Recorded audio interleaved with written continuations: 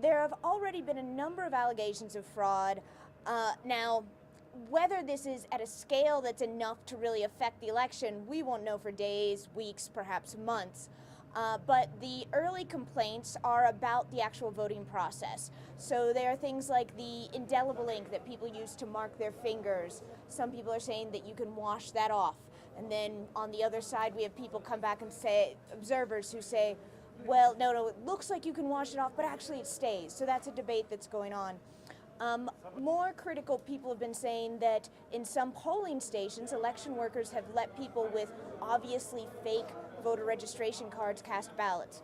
We do know that there are a lot of fake cards that have been coming into the country in the past few weeks.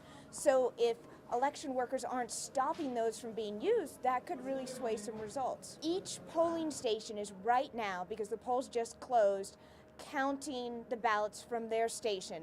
They're going to post those results then right outside the station, which is supposed to be a fraud control measure. Anyone can go and see that. And then tomorrow, all of those results will slowly start to make their way back to a tally center here in the Capitol. That could take a week or so for all of those to come in. So we'll gradually, over the next few days, hear preliminary results. And then at the end of the month, they're expecting to release full preliminary results, meaning for the entire country. Now, even that will unlikely be the end of the process, because after that, we'll have fraud complaints investigated, and that could take a while.